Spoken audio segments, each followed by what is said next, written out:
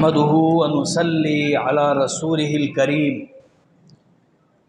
أما بعد فأعوذ بالله من الشيطان الرجيم لا إله إلا أنت سبحانك إني كنت من الظالمين۔ ہر قسم کی حمد و ثنا اللہ رب العالمین کے لیے ہیں، اور درود و سلام ہو امام الاولین والآخرین خاتم النبیین جناب محمد الرسول اللہ صلی اللہ علیہ وسلم کی ذات اقدس پر۔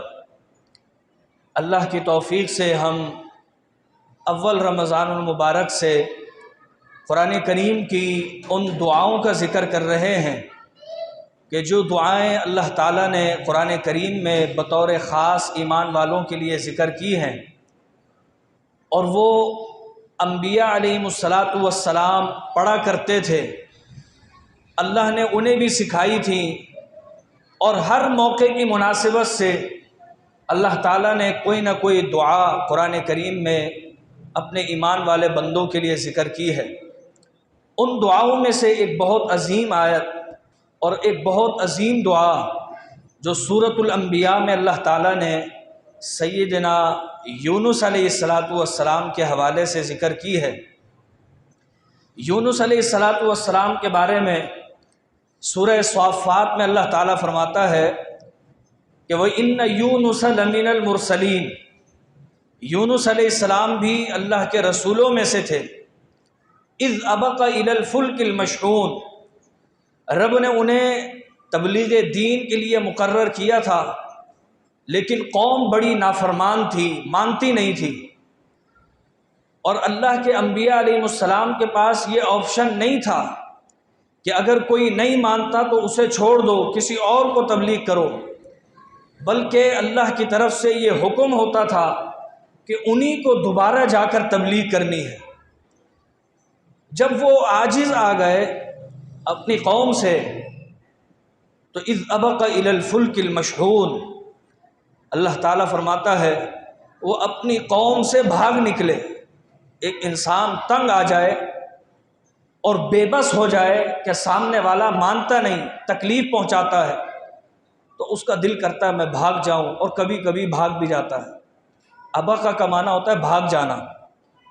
اور سورہ انبیاء میں اللہ فرماتا ہے وَظَنُّونِ إِذْ ذَهَبَ مُغَاضِبًا فَظَنَّ أَن لَّن نَّقْدِرَ عَلَيْهِ فَنَادَىٰ فِي الظُّلُمَاتِ، انہوں نے غصے کی حالت میں، اور وہ غصہ ان کی قوم کو ان پر تھا اور ان کو اپنی قوم پر تھا۔ قوم کو یہ کہ یہ ہمیں ہی سمجھاتے رہتے ہیں، اور انہیں اس بات کا غم و غصہ کہ یہ مانتی نہیں ہے۔ تو جب وہ چلے گئے تو اللہ تعالیٰ کو یہ بات ناگوار ہوئی، اور اللہ تعالیٰ فرماتا ہے کہ وہ بھاگ کر ایک بھری ہوئی کشتی میں چلے گئے۔ فَسَاهَمَ فَكَانَ مِنَ الْمُدْحَضِينَ، مفسرین نے لکھا ہے کہ جس کشتی میں وہ بیٹھے تھے وہ کشتی ڈھلکنے لگی، ہلنے لگی۔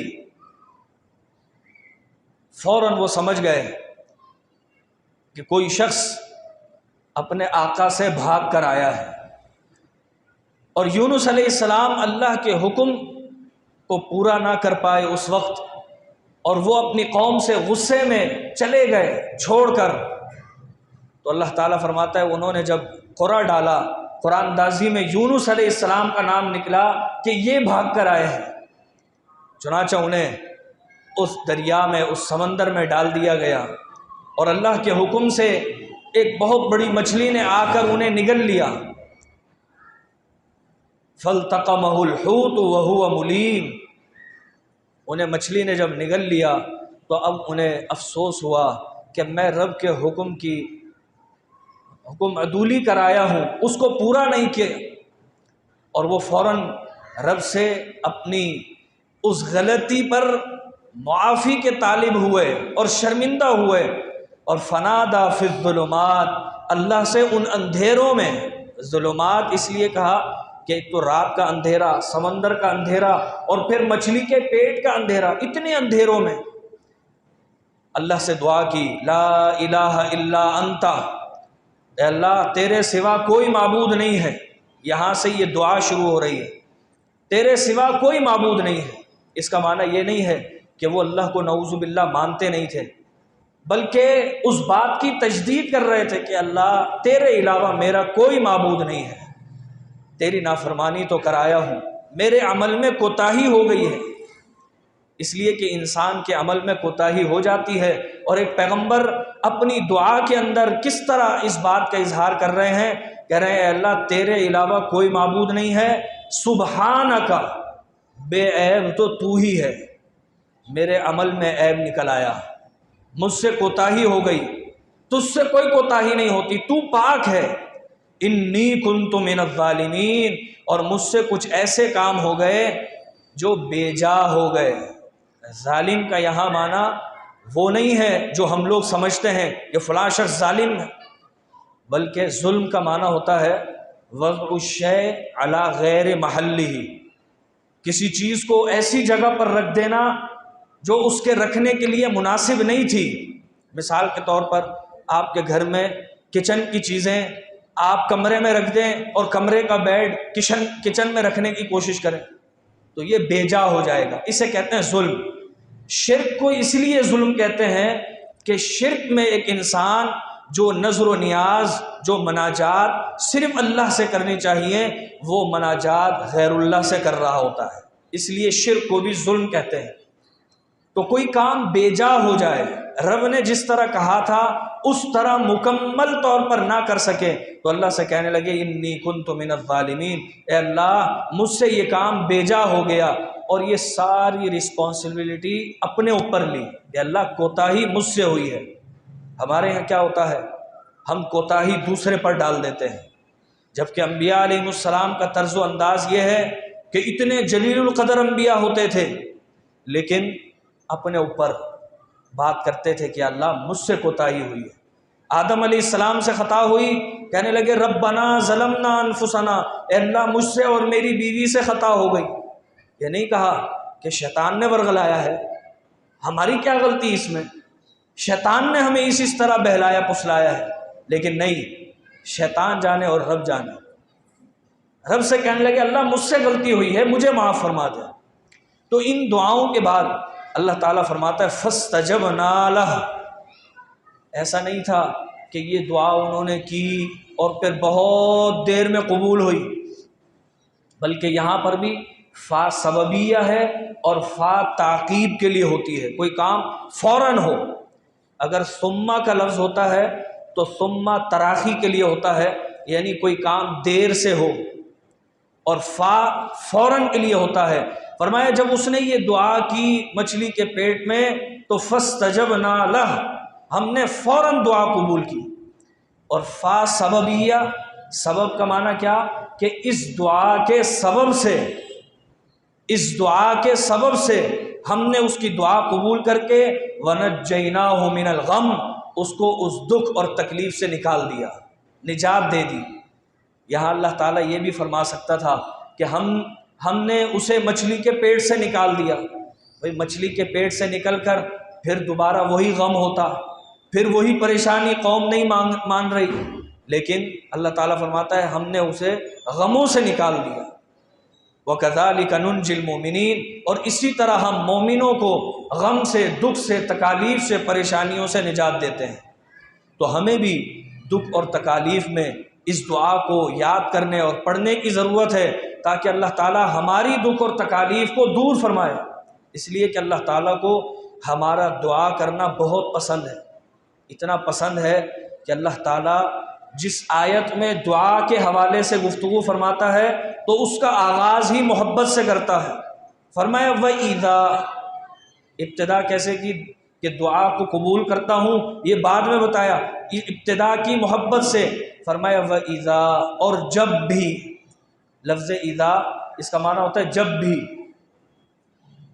اس کا معنی اگر نہیں ہوتا، اس لیے کہ اگر میں شک ہوتا ہے، اور لفظ جب کے اندر ایک امید ہوتی ہے، جس طرح ماں کو اپنے اس بیٹے سے امید ہوتی ہے کہ جو بیٹا باہر کمانے کے لیے گیا ہوا ہے اور ماں نے گھر میں کچھ اچھا پکایا ہے تو وہ یاد کرتی ہے جب بھی میرا بیٹا آئے گا اس کے لیے بھی بناؤں گی، اس کے اندر ایک محبت ہے۔ یہ نہیں کہتی اگر وہ آئے گا، اگر کے اندر شک ہے، پتہ نہیں آئے گا نہیں آئے گا، اللہ کو ہم سے امید ہے، ہم سے محبت ہے، اللہ کو معلوم ہے کہ ہم رب کے سامنے گڑ گڑائیں گے، اس لیے اللہ فرماتا ہے وَإِذَا، جب بھی سَأَلَكَ، آپ سے سوال کریں، اور سألہ فعل ماضی ہے، فعل ماضی کوئی کام ایک دفعہ ہو اس کے لیے بھی ماضی لایا جاتا ہے۔ اے حبیب آپ سے کوئی ایک دفعہ میرے بارے میں پوچھ لے، فَإِنِّي قریب، تو فوراً اسے بتائیے گا کہ میں تو قریب ہوں، یہاں بھی فا لگایا، فوراً بتانا ہے۔ قرآن کریم میں بہت ساری آیات ہیں سوال کے حوالے سے، مثلا اللہ کے رسول سے خرچ کے بارے میں پوچھا گیا تو اللہ فرماتا ہے یسألونک ماذا ينفقون، خرچ کرنے کے بارے میں پوچھتے ہیں کہ کہاں خرچ کریں، کیا خرچ کریں، قل العفو، آپ انہیں بتائیں کہ جو اضافی مال ہے وہ خرچ کرو، قل کا اضافہ کیا، لیکن یہاں پر فرمایا جب بھی آپ سے میرا بندہ ایک دفعہ بھی پوچھ لے، بس یہ نہ دیکھنا کہ وہ کتنا ظالم، کتنا برا، کتنا متکبر، کتنا گناہگار ہے، اس نے میرے بارے میں پوچھا ہے، فَإِنِّي قریب، اسے فوراً بتانا میں قریب ہوں۔ مقترب بھی عربی میں اس کو کہتے ہیں جو بالکل نزدیک ہو، لیکن قریب اسے کہتے ہیں جو دسترس میں ہو، بالکل نزدیک۔ اور اللہ تو اپنے علم، اپنی قدرت کے اعتبار سے ہماری شہرت سے بھی زیادہ نزدیک ہے۔ تو رب فرماتا ہے فَإِنِّي قریب، میں قریب ہوں، اجیب، میرا بندہ مجھے پکارتا ہے میں فوراً جواب دیتا ہوں، اجیب۔ آپ کو حیرت ہوگی کہ ضروری نہیں ہے کہ دعا کوئی اللہ کا ولی ہی کرے تو اس کی دعا قبول ہوگی، بلکہ اللہ فرماتا ہے خالی مجھے پکار بھی لوگے نا میں سن لوں گا۔ خالی پکارنا، پکارنا کیا ہوتا ہے؟ کوئی تکلیف پریشانی آئی، یا اللہ یہ کیا ہوا، یا اللہ، یہ پکارنا ہوتا ہے۔ اللہ فرماتا ہے اجیبو، میں فوراً جواب دوں گا، دعوت الداعی اذا دعان، پکارنے والے کی پکار کا جب بھی وہ مجھے پکارے گا۔ اور دعان کہہ کر اللہ مزید محبت کا اظہار فرما رہا ہے کہ میں پکارنے والے کو نام سے جانتا ہوں۔ وہ یہ نہ سمجھے کہ میں تو نمازیں بھی نہیں پڑھتا تھا، اتنی کوتاہی کی ماضی میں تو روزے بھی نہیں رکھتا تھا، اب کیا ہو فائدہ، اللہ مانے گا نہیں مانے گا۔ لیکن فرمایا میں اس کو نام سے جانتا ہوں، جب بھی مجھے پکارے گا میں فوراً اس کی دعا کو قبول کروں گا۔ دعویٰ، دعویٰ یہ عربی میں مصدر مرہ کہلاتا ہے، مصدر مرہ، اس کا معنی دعا نہیں ہوتا کہ وہ جب بھی دعا کرے گا، اس لیے کہ دعا کے لیے اہتمام کرنا پڑتا ہے، ہاتھ اٹھانے پڑتے ہیں، قبلہ رخ ہونا ہوگا، پھر اس کے بعد اللہ سے مناجات کرنی ہوں گی، یہ دعا ہوتی ہے۔ لیکن دعویٰ کہتے ہیں پکارنا، خالی رب کو پکارنا، رب اس کو بھی سنتا ہے۔ سورہ کہف کے ضمن میں آیت نمبر 10 سورہ کہف میں جو اللہ تعالیٰ نے دعا ذکر کی ہے اصحاب کہف کی، اصحاب کہف کون تھے؟ عام نوجوان تھے اور مالدار نوجوان تھے، 7-8 نوجوان مالدار تھے، اور آپ کو معلوم ہے جو مالدار ہوتے ہیں ان کے اپنے ہی مشغلے ہوتے ہیں۔ آج کل کے دور میں اگر مالداری بھی ہو اور جوانی بھی ہو تو اس کو ایک بائک چاہیے یا ایک کار چاہیے جو ون ویلنگ کرتا رہے وہ ساری اتوار، اس کے یہ شوق ہوتے ہیں، اپنے اپنے شوق ہوتے ہیں، لیکن انہوں نے رب کی عبادت کے لیے اپنے آپ کو وقف کیا اور اپنے آپ کو شرک سے دور کیا۔ اب جب بادشاہ کی طرف سے پکڑنے کے آرڈر آئے تو وہ وہاں سے چل دیے۔ یہ اصحاب کہف کوئی ولی یا انبیاء نہیں ہیں، عام نوجوان ہیں قوم کے۔ جب وہاں گئے معلوم ہوا کہ بادشاہ اب گرفتار کروائے گا اور چھوڑے گا نہیں، فوراً ایک غار میں چلے گئے۔ اب غار میں جا کر کچھ پتہ نہیں کیا ہوگا، کھانے کو کچھ نہیں ہے، پہننے اوڑھنے کو کچھ نہیں ہے، یہ معلوم نہیں غار میں کب تک رہیں گے۔ اللہ سے دعا کی ربنا آتنا من لدنک رحمتا وہیئ لنا من امرنا رشدا، اے اللہ ہم پھنس گئے، اب تو راستہ بنانے والا ہے۔ رب فرماتا ہے ہم نے فوراً دعا قبول کی اور ان کے لیے راستہ بنایا، اور راستہ ایسا بنایا کہ 309 سال تک انہیں سلا دیا، ان کو معجزہ بنا دیا۔ دنیا والوں کے لیے ایک حیرت انگیز چیز، انسان سوچ سکتا ہے 309 سال ایک شخص سو جائے، ایک تو اس کی کمر اکڑ جائے گی، ایک ہفتہ لیٹے رہتے بندے کی کمر اکڑ جاتی ہے۔ پھر کھانا پینا، ہر 6 گھنٹے ہر دن کے بعد اس کو کھانا پینے کی ضرورت ہے۔ پھر بیدار ہونے کی اس کو دھوپ کی بھی ضرورت ہے، اس کو ہوا بھی چاہیے، اس کو کروٹ بھی لینی ہے۔ اللہ نے وہیں غار میں ہی انتظام کر دیا۔ تو بتا یہ رہا ہوں کہ خالی رب کو پکار ہی لیا جائے اور دل سے پکارا جائے، اور جب بھی پکارا جائے۔ ایک شخص بیت اللہ شریف میں پکار رہا ہے، ایک یہاں پر، ایک کہیں اور دنیا کے کسی خطے میں، کہیں پر صبح ہے کہیں شام ہے، جب بھی پکارے، اذا دعان، کوئی وقت نہیں۔ یہ جو کتب احادیث میں بتایا گیا ہے کہ ہر نماز کے بعد دعا قبول ہوتی ہے، جمعے کے دن قبولیت کی گھڑی ہوتی ہے، یہ ترغیب دینے کے لیے تاکہ زیادہ سے زیادہ لگاؤ رب سے ہو، زیادہ سے زیادہ دعائیں ہوں۔ لیکن اس کا مطلب یہ نہیں کہ وہ خاص وقت ہے بس، اس کے علاوہ قبول نہیں ہوگی۔ رب فرماتا ہے اذا دعان، میرے دروازے پر جب بھی آؤ گے عطا کروں گا، قبول کروں گا۔ فَلْيَسْتَجِيبُوا لِي وَلْيُؤْمِنُوا بِي لَعَلَّهُمْ يَرْشُدُونَ، تو چاہیے کہ مجھ پر ایمان اور یقین رکھو، میری رہنمائی کے مطابق زندگی گزارو، میں تمہاری ہر دعا، ہر پکار کو سنوں گا، اور تمہاری اس پکار کے بعد اس غم کو، اس پریشانی کو، اور یا جو مانگا ہے وہ سب کچھ عطا کر دوں گا۔ اس لیے کہ ہم جس سے مانگتے ہیں اس کے خزانے میں کوئی کمی نہیں ہے۔ دنیا میں کسی انسان سے بار بار مانگا جائے، آخر کار وہ کتنا ہی بڑا بادشاہ ہو یا کتنا ہی بڑا سخی ہو، وہ آخر کار جھڑک دیتا ہے، بھائی بس کرو، اور نہیں ہے میرے پاس۔ لیکن اللہ کے خزانے میں کوئی کمی نہیں۔ وَلِلَّهِ خَزَائِنُ السَّمَاوَاتِ وَالْأَرْضِ، زمین و آسمان کے خزانے ہیں ہی اس کے پاس۔ پھر وہ رب غنی ہے۔ خزانوں کے ساتھ ساتھ انسان کے بڑے دل کا ہونا بھی ضروری ہے۔ لوگ مال و دولت والے تو ہوتے ہیں لیکن دل چھوٹے ہوتے ہیں۔ اللہ فرماتا ہے میں غنی ہوں، یا ایھا الناس انتم الفقراء الی اللہ، تم سب فقیر ہو، واللہ هو الغنی الحمید۔ جس طرح اس کے خزانے بہت زیادہ ہیں، اسی طرح وہ غنی بھی ہے، عطا کرنے والا ہے۔ انسان کیا ہے؟ رب نے انسان کی فطرت بتائی ہے قرآن میں، قُل لَّوْ أَنتُمْ تَمْلِكُونَ خَزَائِنَ رَحْمَتِ رَبِّي إِذًا لَّأَمْسَكْتُمْ خَشْيَةَ الْإِنفَاقِ۔ رب انسان سے خطاب کرتے ہوئے کہتا ہے، انسان اگر تجھے ساری دنیا کا مالک بنا دیا جائے، سونا چاندی ہر قسم کی بادشاہت سب کچھ تیرے انڈر میں دے دیا جائے، تو پھر بھی خرچ نہیں کرے گا، تجھے یہ ہوگا اِذًا لَّأَمْسَكْتُمْ خَشْيَةَ الْإِنفَاقِ، کہیں میں غریب نہ ہو جاؤں، اس کو روک کے رکھو اپنے پاس۔ تو اللہ کے پاس خزانے بھی ہیں اور اللہ غنی بھی ہے، اور روکتا نہیں ہے، اسے کوئی پرواہ نہیں، وہ دیتا جاتا ہے۔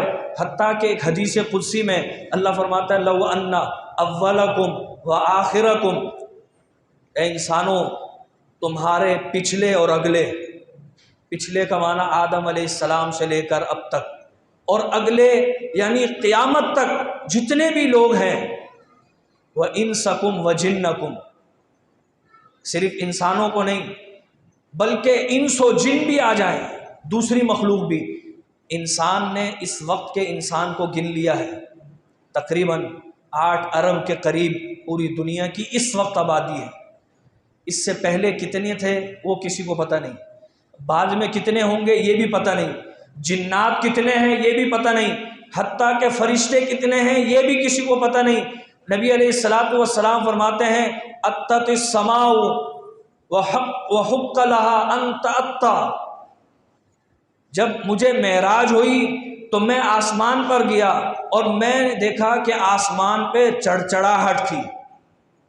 چڑچڑاہٹ اس وقت محسوس ہوتی ہے جب ایک بیڈ یا ایک تخت بنا ہو 10 افراد کے لیے اور اس پر 100 افراد بیٹھ جائیں، اس کی لکڑیوں میں سے چڑچڑاہٹ کی آواز آتی ہے جیسے ٹوٹ جائے گی۔ ابھی آسمان میں چڑچڑاہٹ کی آواز تھی۔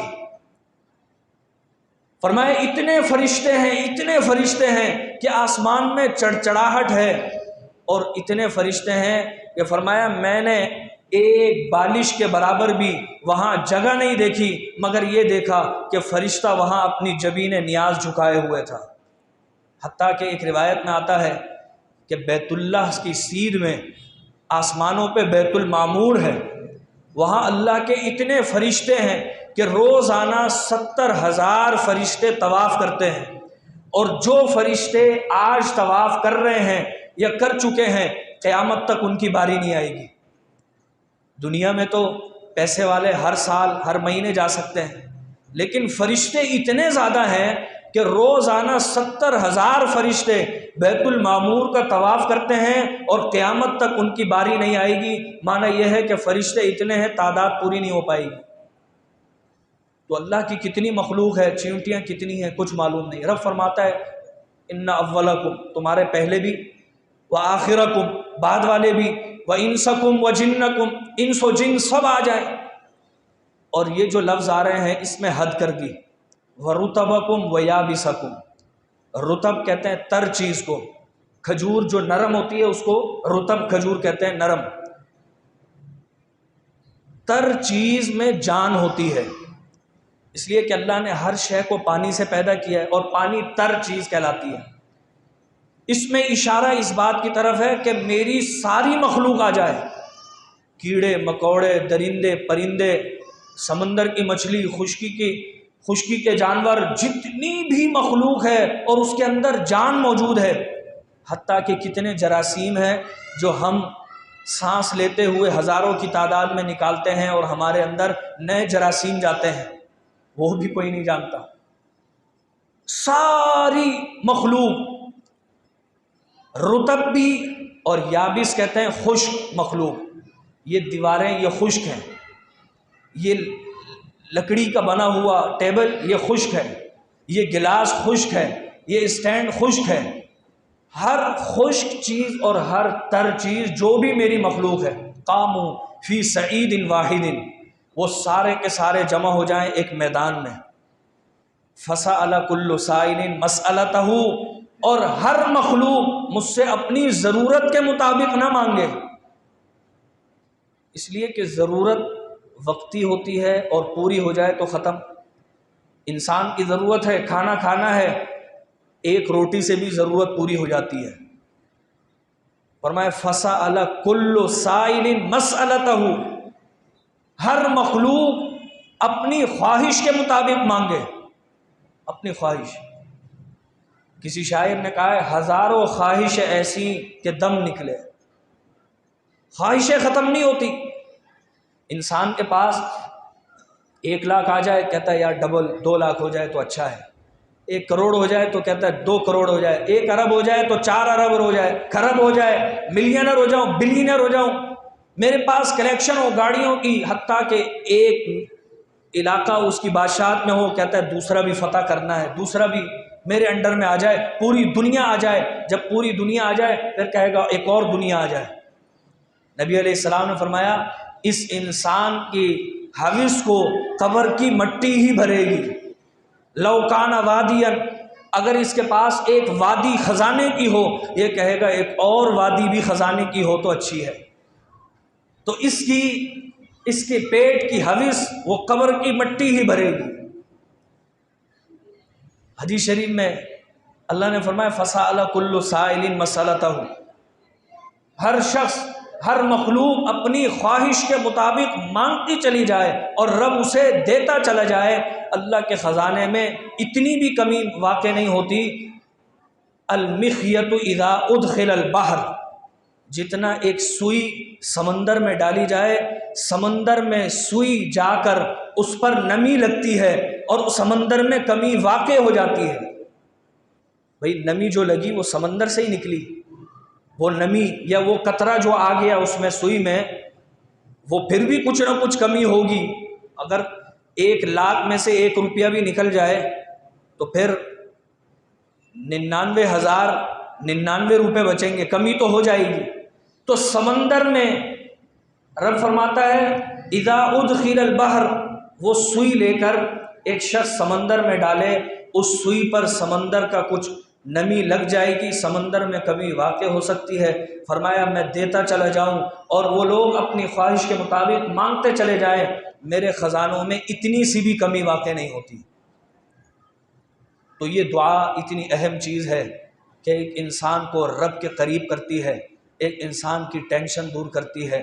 اس دعا سے رب کی طرف سے صحت عافیت ملتی ہے، اس دعا کی وجہ سے انسان کو بخششیں مل جاتی ہیں، اس دعا کی وجہ سے اگر وہ بد نصیب ہے تو خوش نصیب بن جاتا ہے اور خوشیاں بڑھ جاتی ہیں، اس کو راحتیں نصیب ہوتی ہیں۔ لیکن ہم اگر وہی دعائیں اپنے ٹوٹکوں پر چلتے رہیں، سنی سنائی وظیفوں پر چلتے رہیں اور قرآن کریم کی اور حدیث کی ان مقبول دعاؤں کو چھوڑ دیں تو پھر یہ تو خسارہ اور نقصان ہوگا۔ اللہ تعالی ہمیں توفیق دے کہ ہم قرآن کریم کی، پیغمبر علیہ السلام کی ان باتوں کو سمجھ کر اپنے لیے رب کے حضور دعائیں مانگیں اور رب سے التجائیں کرتے رہیں۔ جو مقبول دعائیں ہیں رب ہمیں توفیق دے کہ ہم وہی پڑھا کریں اور رب سے وہی مانگا کریں۔ اللہ تعالی ہم سب کو توفیق دے کہ جو کچھ سنایا ہے عمل کرنے کی توفیق دے۔ وآخر دعوانا الحمدللہ رب العالمین۔ اب میں بلا تاخیر استاذ الاساتذہ، نائب امیر جماعت، مدیر الجامعہ ستاریہ اسلامیہ حضرت مولانا پروفیسر حافظ محمد سلفی حفظہ اللہ کو دعوت دیتا ہوں کہ وہ تشریف لائیں اور اپنے مواہب حسنہ سے ہمیں مستفید فرمائیں۔ فضیلت الشیخ پروفیسر حافظ محمد سلفی حفظہ اللہ۔